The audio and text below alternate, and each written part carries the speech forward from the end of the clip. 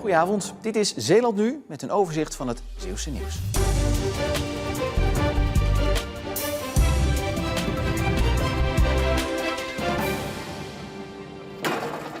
De regels rondom het scheiden van afval veranderen over een paar dagen. Als je nu koffiecupjes hebt, ja, dat is een aluminiumcupje. Mensen denken, nou, dat mag bij het metalen afval. Logisch, het is een verpakkingsstroom. En dat mocht eerst niet en nu kan dat gelukkig wel. En er verandert meer. Ze hebben gezegd, het moet makkelijker worden voor consumenten om het goede afval weg te gooien. Hoewel de hele lijst met veranderingen moet leiden tot het beter kunnen verwerken van al dat afval, is het voor iedereen wel weer een verandering. Eerst mochten de theezakjes er niet bij het GFT, dan weer wel. Ja, nu is dit ook zo'n wijziging. Maar goed, als heel Nederland dezelfde wijziging nu wel in één keer doorvoert en iedereen de communicatie nu ook hetzelfde gaat doen in heel Nederland met een campagne die er weer opnieuw aankomt, ja, dan hopen we toch dat we deze wijziging weer kunnen uitleggen. En mocht je het nou per ongeluk toch nog even fout doen in het nieuwe jaar? Het is niet super erg, maar het kan net iets beter en daar is deze verandering voor. De politie heeft na een tip 45 kilo illegaal vuurwerk aangetroffen in een woning in Middelburg. De partij is in beslag genomen en de bewoners van het huis zijn als verdachten aangemerkt. Zij zullen later worden verhoord. De KNRM Westkapelle, hier te zien op archiefbeeld, is vanmiddag opgeroepen omdat hier voor de Walcherse kust 2 groepen wandelaars werden ingesloten door het opkomende water. In korte tijd kwam het water aan beide kanten van de zandbank te staan en de KNRM heeft ze veilig aan wal moeten brengen. Hier stonden tot deze zomer de markante kanonnen van Veren. Ze zullen door veel Verenaren gemist worden. Maar goed nieuws, ze komen terug. En voor sommigen kan dat niet snel genoeg gebeuren. Als u achter u kijkt, wat denkt u dan? Ja, dit kan niet. Dit is natuurlijk heel leeg en het is ook heel erg jammer en zonde van de stad. De kanonnen zijn eigendom van het Rijksmuseum, die na een diefstalpoging besloot de kanonnen weg te halen. Of ze ooit nog terug zouden komen, was toen niet zeker. Tot nu. We hebben een schrijver gekregen nu, want we hebben wel intensief contact met het Rijksmuseum. Een schrijver gekregen dat ze onder voorwaarden mogen terugkomen. Denk bij die voorwaarden aan het beter vastzetten van de kanonnen en aan camerabeveiliging. Als daaraan wordt voldaan, zullen ze in de loop van volgend jaar weer te bewonderen zijn. Dit is hem dan, de nieuwe brandweerkazerne van chemiebedrijf Yara in Sluiskil. De oude kazerne was op, maar het bedrijf is verplicht om een bedrijfsbrandweer te hebben, dus kwam er een nieuwe kazerne.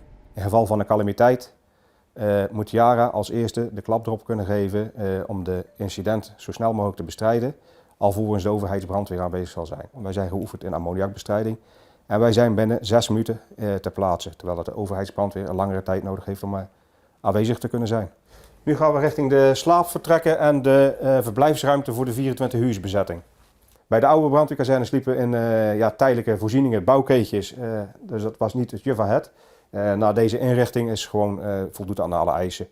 Elke bevelvoerder heeft zijn eigen dekbedset, kussen, een topper voor 's avonds erop te leggen. Slaapt het een beetje? Slaapt redelijk comfortabel. We gaan niet zeggen dat het een hotel is, maar het komt dichtbij. Naast de kazerne ligt ook een nieuwe calamiteitenweg. Mocht het nodig zijn, kunnen omliggende brandweerkorpsen sneller en veiliger naar Yara rijden. Het draait dus allemaal om veiligheid, maar comfort is ook belangrijk. Waar we in het verleden met 60 brandweermensen 1 toilet moesten delen, hebben we nu voldoende toiletten en douches. Dus wat dat betreft, dat is een van de punten die al echt heel ver naar boven geschoven zijn. Volgend jaar komt ook nog de medische dienst in de nieuwe kazerne te zitten. Een bijzondere kerkdienst vandaag in Capelle, waar Ad en Jannie Koolman na 52 jaar afscheid nemen als kosters van de hervormde kerk. Ja, dat zou toch wel vreemd wezen. Na 52 jaar natuurlijk. Het was een mooie tijd. Met veel blijdschap en ook wel droeve tijden natuurlijk ook wel. Maar het is mooi dat we dat goed kunnen afsluiten. Al die jaren hebben ze zich met veel toewijding gestort op het beheer van het kerkgebouw. Ads vader hield het vol tot zijn 80ste, maar Ad zelf wist zeker dat hij het niet zo lang wilde volhouden. Het hoeft voor mij niet tot 80. Je mag blij wezen als je nog gezond bent.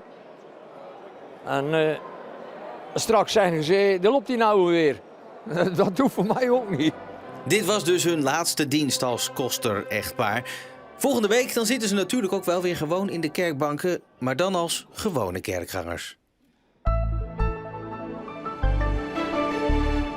Even leek het er vandaag op dat deze zondag grijs en somber zou verlopen, met een flinterdun ijslaagje op het water, zoals hier in 's Heerenhoek te zien is.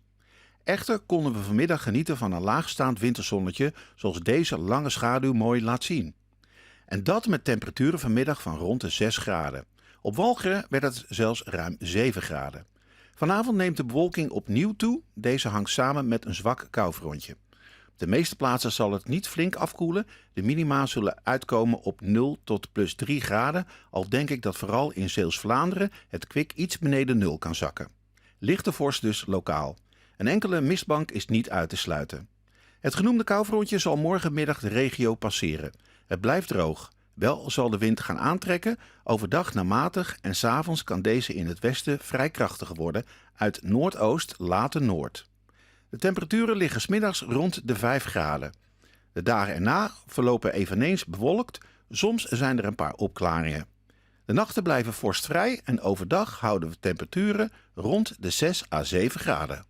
En tot zover. Voor het laatste Zeeuwse nieuws kan je ons natuurlijk online volgen of via onze social media. Voor nu nog een hele fijne avond.